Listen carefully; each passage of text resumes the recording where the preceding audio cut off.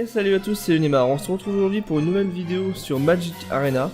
Et donc là, je vais faire une partie avec mon deck standard. Donc je vais vous le présenter d'abord.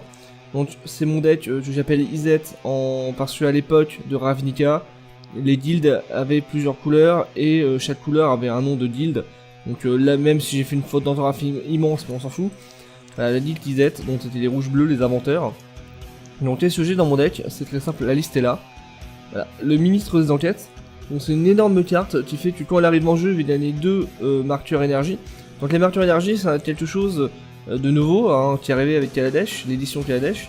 En gros, c'est un genre de compteur énergie qui va servir à payer des coûts de cartes ou alors à avoir des bonus, etc.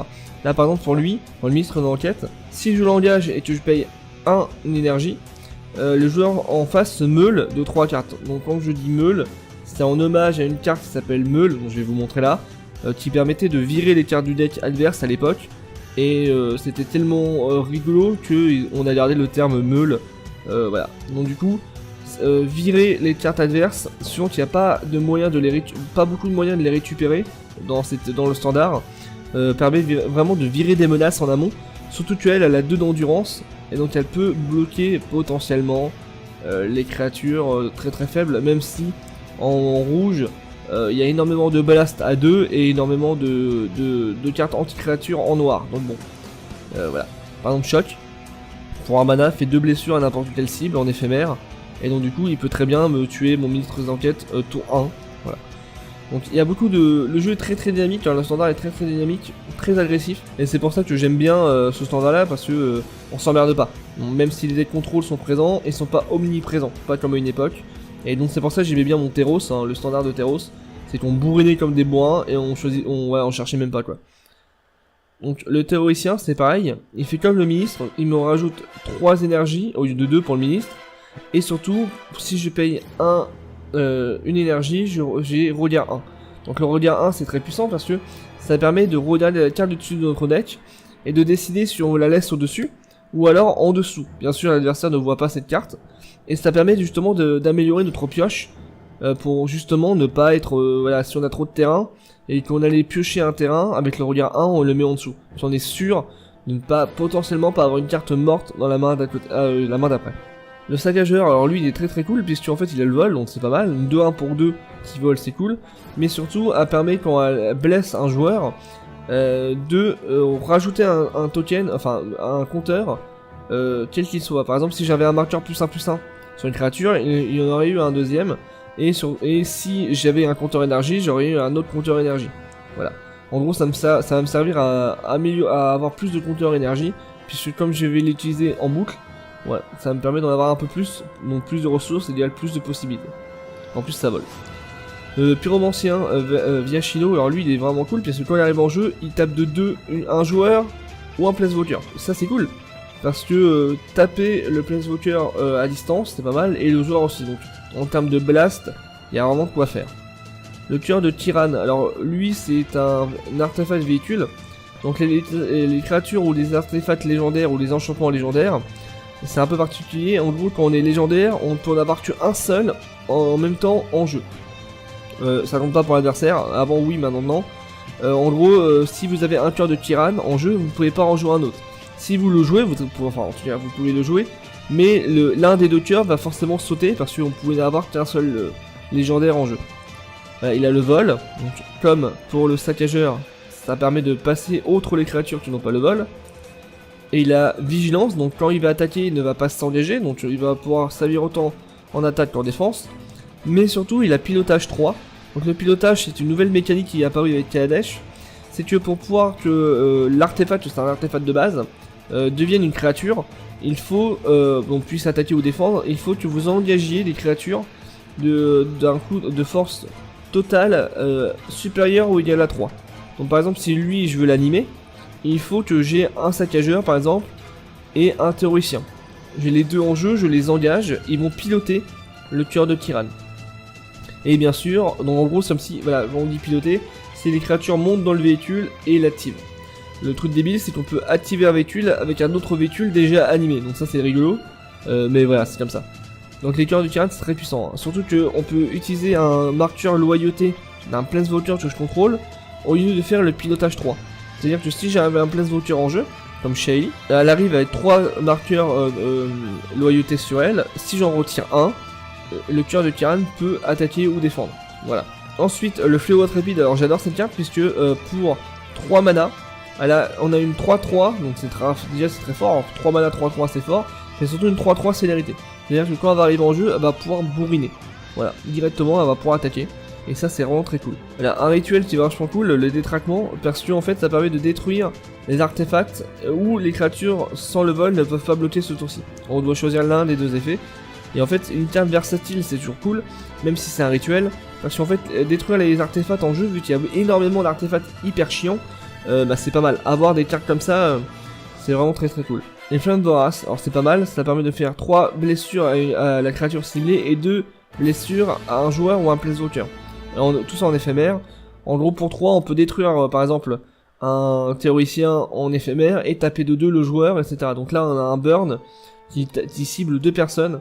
Et en fait en termes de gestion c'est vraiment très puissant. Donc cracher des flammes, c'est pareil, ça fait 4 blessures à la créature ciblée, donc c'est cool. Ça permet de vraiment tuer quasiment un énorme truc en face. Et tout ça en éphémère pour 3. Un dracon logographique. En fait, ce dracon, c'est une réédition d'une carte de Dimir, d'une carte de Izet de l'époque. En fait, cette carte, pour chaque éphémère ou rituel dans mon cimetière, elle va gagner plus 1 d'attaque. Et c'est pas mal, parce que comme j'ai beaucoup, entre guillemets, de éphémères ou de rituels, vous allez voir, à la fin, ça peut devenir une bonne carte d'attaque. Bon, c'est plus une carte de défense et de vol, une carte par défaut. Comme je vous l'ai dit, on commence avec une collection aléatoire, et donc là, j'ai pas eu de bol en bleu et en rouge. Bon du coup j'ai mis elle. Bon c'est une carte par défaut, elle l'est sans l'être. Même si c'est une 0-4 qui vole pour 3 mana c'est déjà pas mal. Parce que c'est une bonne carte défensive. Après en termes d'attaque elle sert pas vraiment grand chose. Shaylee, alors elle c'est un Planeswalker. Vous ne pouvez en avoir qu'un seul en jeu. En tout cas qu'un seul du même nom. Donc comme c'est une légendaire.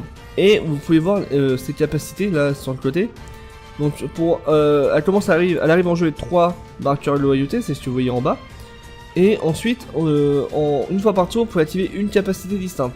Le plus 1, ça fait redire 1. Donc comme je vous l'ai dit, vous pouvez trier votre carte du dessus. Et ensuite, infliger une blessure à chaque adversaire. C'est très fort. Pour le moins 2, vous créez une copie d'une créature que vous avez en jeu et elle a la célérité. C'est très très puissant aussi. Et le moins 7, je vais chercher jusqu'à 3 cartes d'artefacts différents dans mon deck et je les mets en jeu. Bon. Vu que j'ai pas d'artefact dans mon deck, ça me sert pas à grand chose, en fait je m'en sers essentiellement pour le plus 1 et le moins 2. Le Virtuose, lui pareil, vient me rajouter des marqueurs énergie. Et si je paye des marqueurs énergie, j'ai des créatures à 1 qui volent. Bon, c'est pas énorme, c'est juste un bon... déjà j'ai une bonne créature qui me rajoute 3 énergies, et comme j'ai énormément besoin d'énergie dans mon deck, lui il était vraiment pas mal. La caravane, alors ça c'est un caillou, moi on appelle les cailloux des artefacts qui font du mana. Donc lui il fait du mana, et en plus si on peut le piloter, ça devient une créature 5/5 véhicule. Donc c'est très fort. Moi je vais essentiellement m'en servir pour du mana, mais pourquoi pas. Voilà, Chandra, c'est un kill, hein, techniquement c'est un gros kill, puisque Chandra fait des choses complètement immondes. Pour 4 mana elle arrive avec 4 marqueurs loyauté. Son plus 1, vous allez exiler la carte du dessus de votre bibliothèque. Donc exiler, c'est vous prenez votre carte, vous la mettez de côté, l'adversaire ne le voit pas. Et si vous ne pouvez pas lancer cette carte là, donc si vous ne pouvez pas, hein, ou si vous ne voulez pas la lancer, Chandra inflige 2 blessures à l'adversaire et vous perdez votre carte.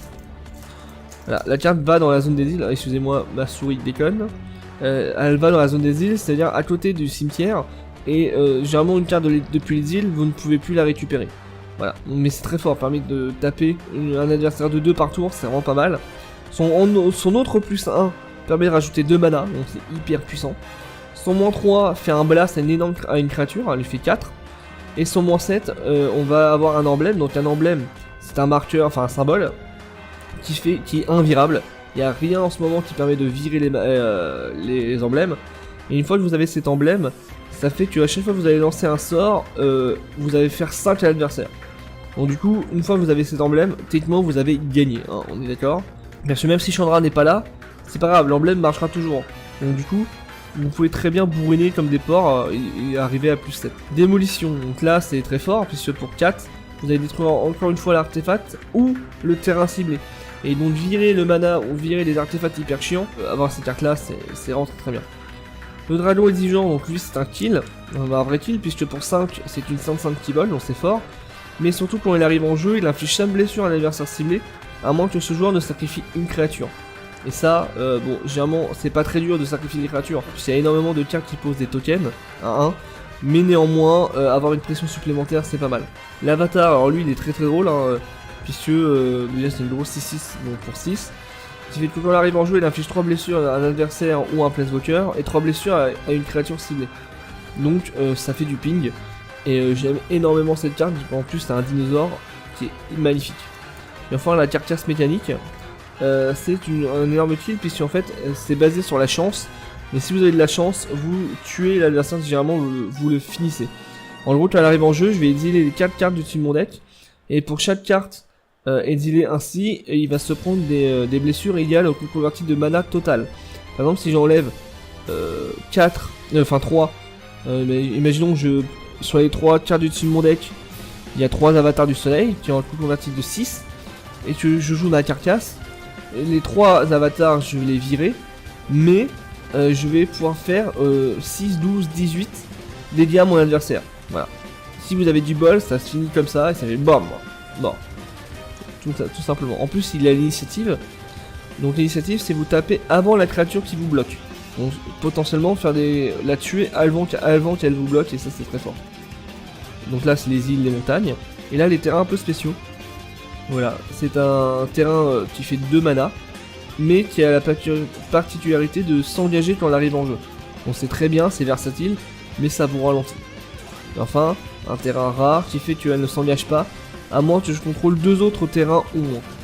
Donc voilà, ma liste elle est pas optimisée du tout, hein, c'est vraiment fait avec les moyens du bord, mais il y a quand même un fil conducteur, et comme j'aime beaucoup ce deck, voilà, je vais vous le jouer. Donc là je vais faire 3 parties au final, et voilà, je vais pas trier les rushs, je vais faire 3 parties, si ça se passe bien, ça se passe bien, si ça se passe mal, ça se passe mal.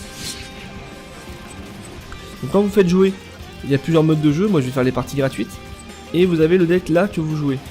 Donc pensez bien à cliquer sur le bon deck, parce que plusieurs fois j'ai commencé une partie sans avoir le bon deck. Donc là je fais jouer. Voilà, ça va sélectionner aléatoirement un adversaire avec des conseils. Et si l'adversaire a un nom qui est en mode cuivré, ça veut dire que c'est un développeur. S'il est blanc, c'est un adversaire. Un adversaire lambda, un joueur lambda, mais si c'est en cuivre, donc couleur rouge, c'est un modeur. Enfin un développeur. Donc voilà, c'est ma main de départ.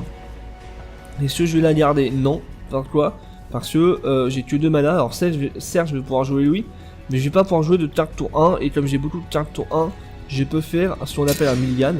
Je vais remélanger ma main mon deck et repiocher le même nombre de cartes moins une pour chaque mulligan que je vais faire. Donc là, c'est à l'adversaire de faire savoir s'il veut faire son mulligan. Et voici ma main. Donc là, c'est une main qui est encore moins bonne. Je vais en faire un autre. Et là je vais garder, pourquoi? Parce que j'ai mes 2 couleurs voilà, en main. Et surtout j'ai des cartes qui vont pouvoir sortir tour 2. C'est pas du tout une main optimisée, on est d'accord. Mais je peux pas faire autrement, donc là je vais faire garder. Et j'ai mon regard 1, je vais la virer, j'en ai pas besoin.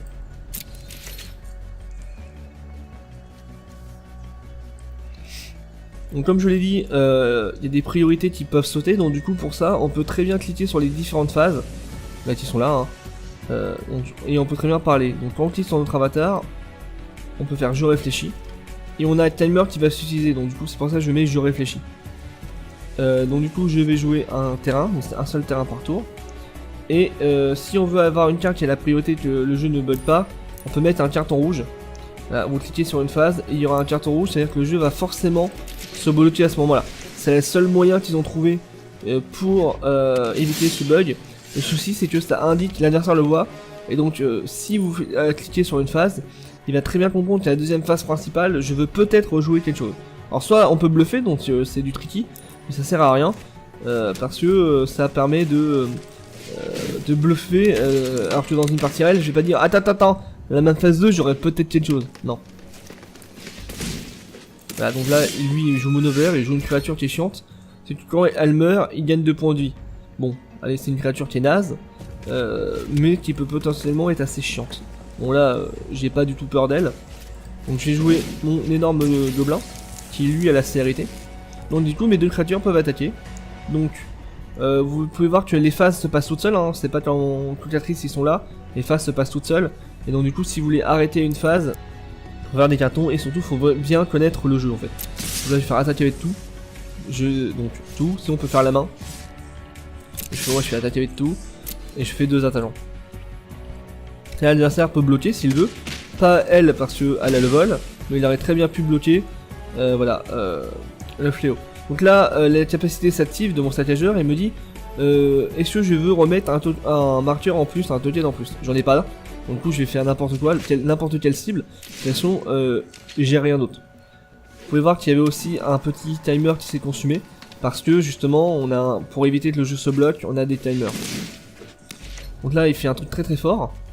C'est un enchantement qui rajoute +1/+1 pour chaque forêt qu'il contrôle. C'est hyper puissant. Bon, le souci c'est que une créature c'est vulnérable. Il y a tellement d'anti-créatures dans ce jeu que c'est quand même compliqué. Bon là je vais le bousiller parce que j'ai dans la main une carte qui fait 3 blessures à une créature. Donc là il va forcément essayer de me blesser quelque chose, me bloquer quelque chose. Enfin normalement. Et je vais pouvoir le tuer derrière. Donc là je vais faire attaquer avec tout. Parce que moi je dois attaquer. Il va pas pouvoir me bloquer mon saccageur. Mais il va essayer de me bloquer je pense mon gobelin.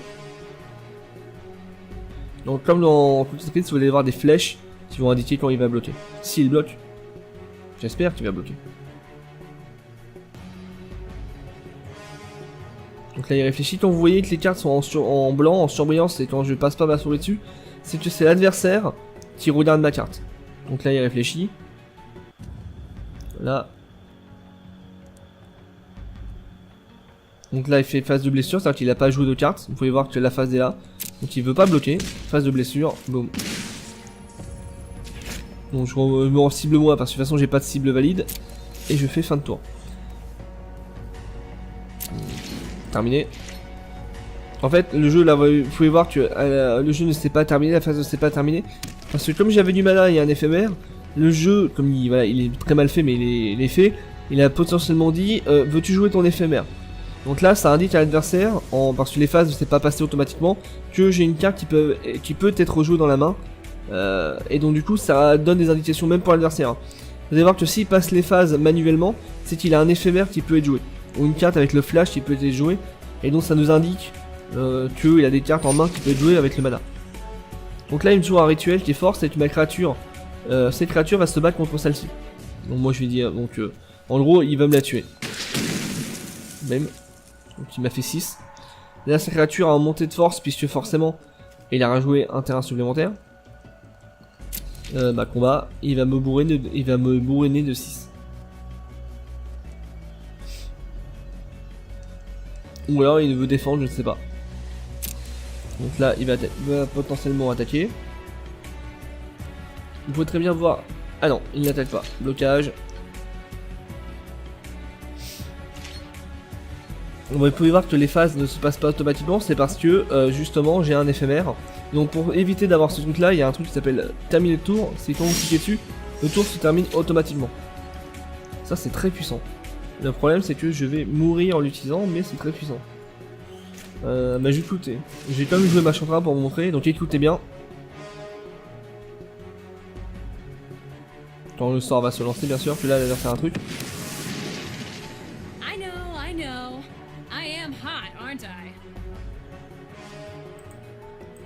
Voilà, Chandra a parlé. Et donc du coup quand elle parle c'est vachement... Attendez, je vais virer l'audio en IRL. On va baisser un peu le son. Pour pas que mon micro capte 2 fois le son en fait. Donc voilà, donc là Chandra a parlé quand elle est jouée. Et donc on peut faire cette capacité, donc vous cliquez dessus. Et si vous avez le bon nombre de marqueurs de loyauté, vous pouvez faire très bien ceci. Moi je vais faire... Si je pouvais taper, ça aurait été cool, mais j'avais pas le mana. Donc je vais quand même essayer de le blaster. Je vais essayer la carte dessus de mon deck. Et si je peux pas la jouer, je lui colle 2. Ou si je ne veux pas la jouer, je vais lui coller 2. Donc là, détruisez l'artefact ou le terrain ciblé. Donc je peux pas la jouer, hein, bien sûr. Donc, terminé, bim, ah, il se prend 2. Donc je pourrais attaquer, mais non. Donc du coup je vais faire fin de tour. Voilà, je n'attaque rien, je fais fin de tour. Comme ça, l'adversaire va soit me péter mes points de vie, soit va essayer de péter Chandra. Donc je sais pas ce qu'il a en main, mais quand on a 5 mana et puis 4 cartes en main, généralement on les joue. Donc voilà. Voilà, une sainte vigilance. En fait, il a que des gros tons lui. Hein. Alors les tons, c'est des grosses cartes qui bourrinent très fortement. Donc là, je peux me défendre. Pour justement, il attaque Chandra, mais je peux très bien me dire non, Tuco, c'est moi qui veux défendre. Moi, je vais défendre. Parce que justement, je vais pouvoir faire des capacités un peu tricky pour essayer de tuer ces gros trucs. Donc là, j'ai 1, 2, 4 mana, j'ai pas assez. Donc là, je vais faire. C'est que je vais faire 4 blessures à la créature ciblée. Donc elle. Voilà. Donc il ne reste plus que 2 d'endurance. Et avec mon éphémère, je vais lui coller 3 et 2 à l'adversaire. Comme ça, bim, les 2 sautent. Et j'ai une plaie en moins. Bon, il va gagner 2 points de vie. Parce que sa créature, quand elle meurt, il lui fait gagner 2 points de vie. Mais j'ai géré une grosse menace. Alors certes, maintenant, il va me tuer Chandra. Mais j'ai géré une menace 6-7 qui potentiellement pouvait devenir plus grosse suivant le nombre de mana qu'il avait. Donc là, il va me tuer Chandra. Donc là, il faudra un autre mana au tour d'après pour pouvoir jouer ma carcasse et le tuer. Donc là, pyromancien. Et je vais cibler lui, il va perdre 2.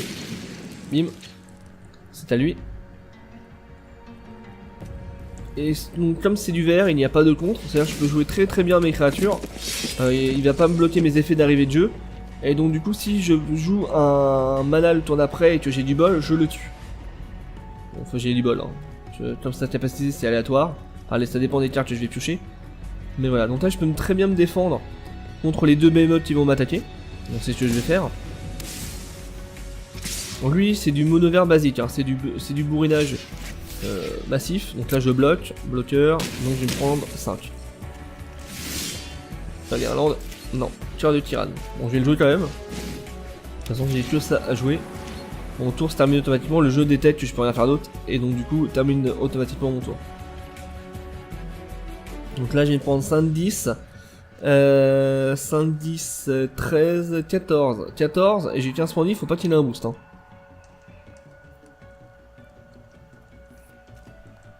Donc on peut très bien lui parler, mais on peut pas faire d'insultes. On peut faire un joli bonjour. À vous de jouer, oups, ou bien jouer. Moi je fais joli. Voilà. Et je suis mort.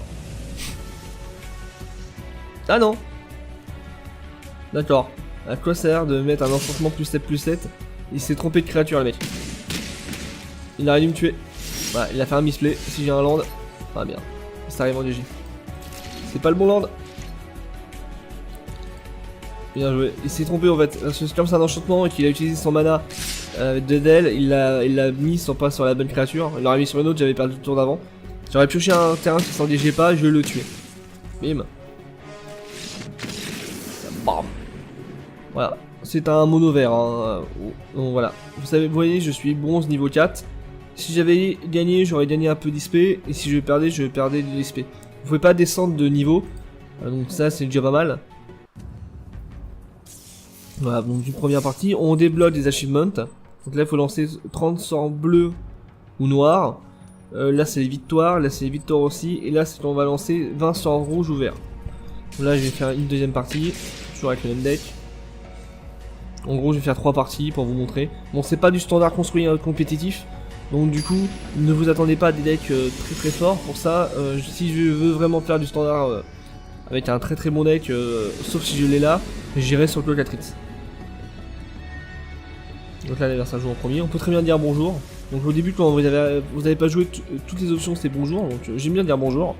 Être poli c'est cool. Donc là l'adversaire choisit s'il fait un mulligan ou pas. Moi je vais choisir si je fais un mulligan ou pas. Et bien je vais dire oui parce que j'ai pas de carte rouge, mulligan. Donc là j'ai plein de mana, mais une créature à 2, donc je vais garder. Vous voyez, regain 1, j'allais piocher un land, j'ai pas besoin de land, j'en ai 4. Donc là je viens.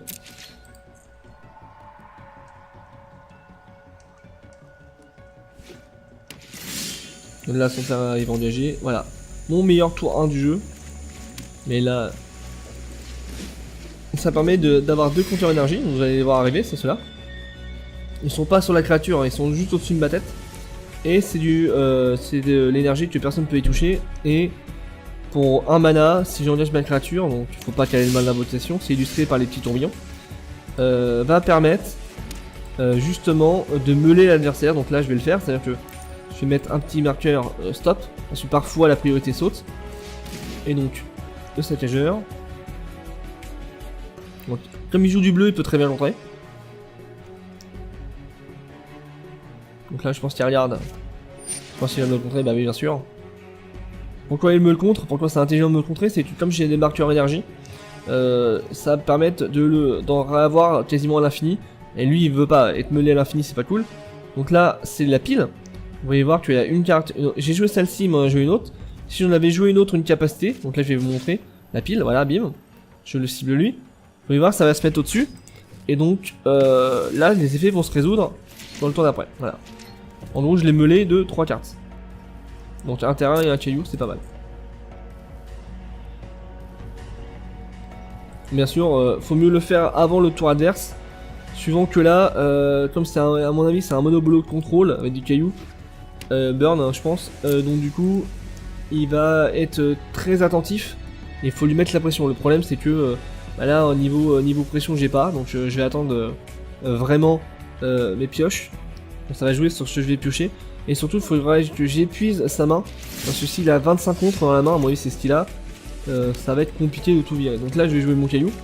En fait le but c'est que j'épuise tout ce qu'il a en main. Soit c'est contre, donc là il a pas de contre. Ça sera mis résolution. Et il a pas de contre, mais il a peut-être du burn. Donc là c'est un truc qui fait un mana. Donc c'est pas mal. Donc là je vais quand même le meuler de 3 cartes. Donc j'étais à là, donc je vais virer un énorme dragon. Ah bah Baral qui est vraiment très puissant. Et une île. En gros en lui meulant je lui vire ses menaces, il peut pas les récupérer.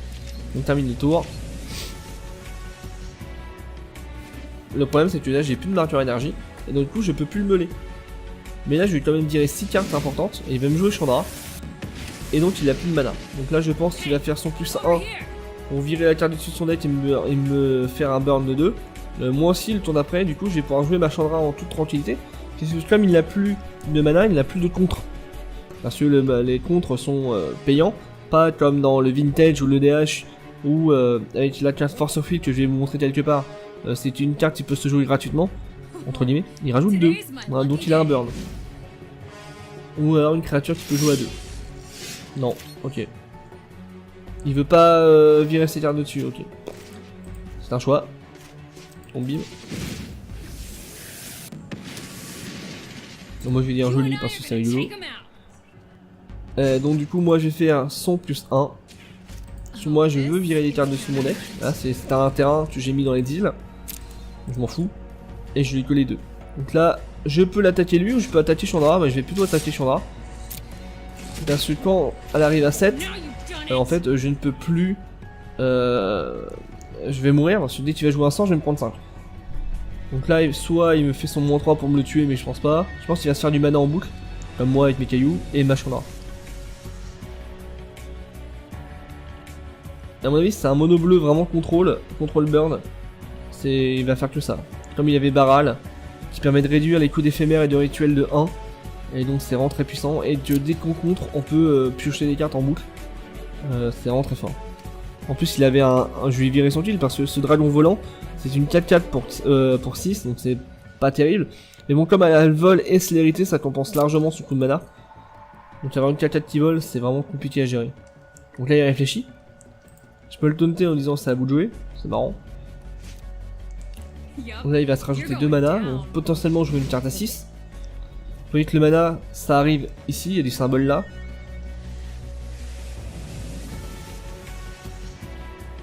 Là vous voyez par exemple il s'est rajouté du mana, ils m'ont pas donné la priorité pour jouer mon caillou. Alors là soit je sacrifie une créature, soit je me prends 5. Ça va être compliqué, mais du coup moi je préfère me prendre 5. Donc je refuse de payer le coup, donc je me prends 5. Il joue un mana.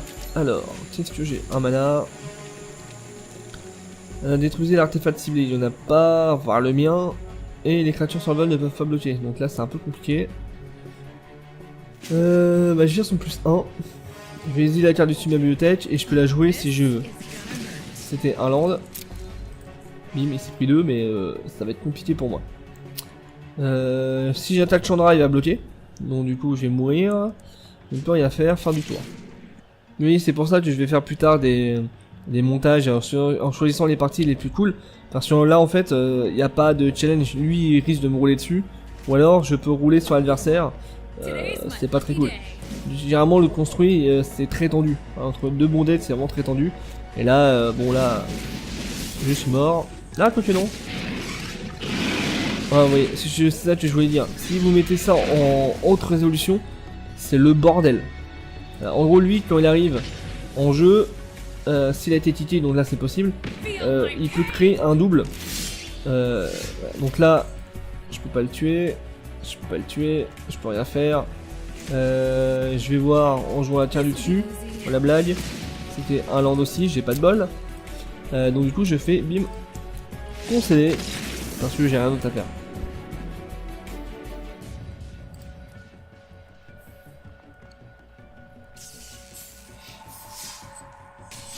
Et on joue la dernière partie pour celui-ci. Voilà, Magic Arena c'est vraiment cool, malgré qu'il y a des effets qui sont un peu too much. Vous avez vu le dragon qui crache dessus. En high résolution, il y a des effets de particules, ils sont magnifiques, hein, mais ça me met mon PC à la ramasse. Surtout quand je dois capturer, ça surchauffe mon ordi. Bah, je vais garder parce que j'aime bien la main. Garder. Et puis dire bonjour. Les gens des fois me répondent pas, hein, c'est un peu dommage. Donc là c'est à moi, je peux jouer un land, ça va être à lui. C'est un blanc. Ah, l'autorité consul. C'est une vraie saloperie parce qu'en fait, cette carte, à chaque fois qu'une créature va arriver sur le champ de bataille, ma créature va pas arriver dégagée mais engagée. Donc c'est très fort. Et surtout, à chaque fois que je fais une créature, il va gagner un PV. J'ai un mono blanc contrôle qui est très très puissant. Enfin, un mono blanc bleu contrôle que j'aime bien, que je vais vous montrer aussi. Et j'abuse de cette merde parce que c'est très très drôle. Donc là, par exemple, vous allez voir, mon stratégeur, il va arriver engagé. Du fait de l'enchantement et l'adversaire va gagner un PV. C'est très fort. En début de partie, ça limite vraiment bien l'agressivité du deck adverse. Et en fin de partie, ça peut enlever les bloqueurs potentiels. Puis une carte qui est engagée ne peut pas bloquer. À chaque fois que vous lancez un sort d'aura, d'équipement, de véhicule, piochez une carte. Ça c'est vraiment fort. C'est comme dans le moderne enchantement. C'est vraiment très très puissant. Donc soit je vais, à mon avis, je vais le tuer. Ouais, je vais le tuer. Mon sort permet de lui coller 3 et 2 à l'adversaire. Et je vais attaquer. Piocher à Magic, c'est comme un Pokémon, c'est trop puissant.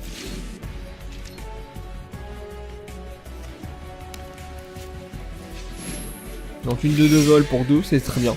C'est la moyenne. C'est-à-dire que là, si j'attaque, on va s'auto-détruire tous les deux. Donc bon, mon but c'est pas... je vais quand même attaquer parce que mon but c'est de lui réduire ces trucs. Mais voyons voir ce que je vais faire. Voilà, Shaylee arrive en jeu. Je vais faire son regard 1. Donc je rajoute un marqueur +1. Détruire l'artefact ciblé ou le terrain ciblé. Détruire des landes c'est cool, surtout que 5, 5, 6. Bah je vais lui péter son... Oui, je vais garder.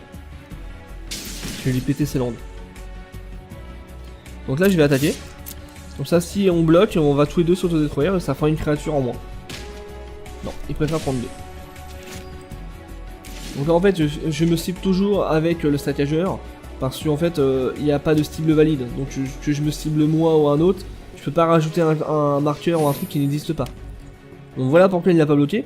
C'est que c'est rajouter un enchantement que les débutants utilisent. C'est très fort, ça rajoute +2/+2. Ah, il me pète mon Shaylee. Ah, il a fait 4 blessures, elle avait 4 marqueurs de loyauté. Quand elle a plus de marqueurs de loyauté, elle meurt. Donc là en fait c'est soit je lui mets la grosse 5/5, soit je lui colle directement un blast à 4, c'est ce que je vais faire, parce que je ne sais pas s'il a un autre enchantement de +2/+2 dans la main. Donc là je vais lui coller directement 4. Voilà. Donc là je suis libre d'attaquer.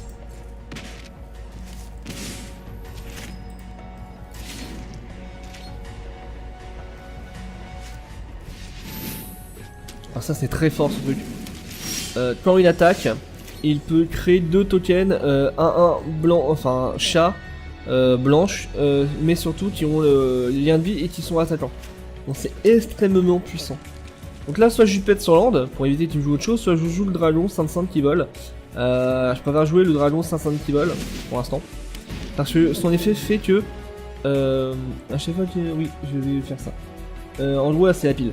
Mais quand il arrive en jeu, je peux détruire... Enfin, l'adversaire peut sacrifier une créature, sinon il se prend 5. Donc là je sais pas c'est quoi le mieux. Donc il va gagner un point de vie par son autorité. Il s'est pris 5, et si je paye 1, je peux renvoyer ses cartes dans ma main. Donc je vais payer 1. Bim. Parce que j'ai joué une carte de dragon. Donc là je vais attaquer parce que comme le chat n'a pas le vol. Bim. Voilà. Alors certes je vais perdre des PV. Mais comme j'ai une carte qui va lui coller 4, techniquement s'il n'a pas de sort de boost, je vais lui tuer son chef à distance. Donc là il va créer 2 tokens 1-1 avec le lien de vie. Et ils avaient le mal d'invocation, vous pouvez le voir. Mais comme le chef dit qu'ils sont attaquants, ils peuvent attaquer même s'ils ont le mal d'invoque. Donc là du coup je vais faire ça. Je vais lui péter sa 4-4. Bim. Je peux jouer lui pour 3. Donc il va arriver en EG mais c'est pas grave, il est 3 martyrs énergie. Et je vais pouvoir bourriner parce qu'ils n'ont pas le vol. Et j'attaque. 2 attaquants. Donc techniquement l'adversaire va s'auto-détruire je pense. Blessure non. Voilà. Et donc l'effet s'active et je vais me cibler moi. Parce que j'ai des martyrs énergie, vous allez voir je vais en gagner un autre. Voilà. Fin du combat. Terminé le tour.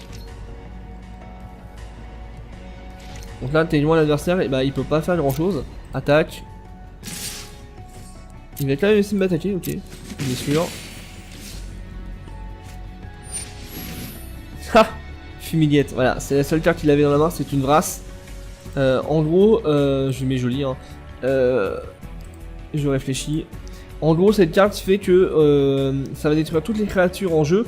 Et l'adversaire va gagner 1 point de vie pour chaque créature détruite. Donc en gros, il va gagner 5. Il va partir à 9. Les bras, c'est vraiment très puissant dans ce jeu. Bim.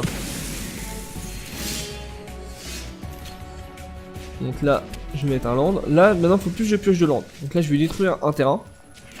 Parce que ça va lui réduire potentiellement ses menaces. Puisque à chaque fois que plus il a un mana, plus on peut lancer de sorts. Donc là, je vais lui réduire un mana. De toute façon, j'avais de ça à foutre. Donc là, ça va être serré parce qu'il est revenu à 9. Je suis toujours à 12 et j'ai plus rien pour le tuer. Donc là, il me met une petite 2-2, ok. Donc voilà pourquoi il avait pas vomi sa main tout à l'heure. C'était à cause de fumigation.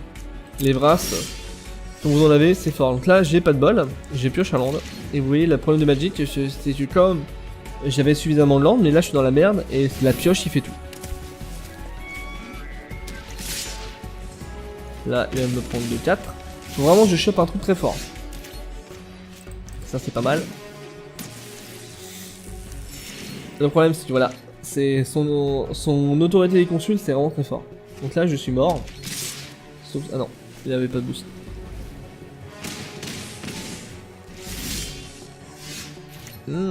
Et c'est nul. Bim. Allez, je vais lui coller 3 pour la blague.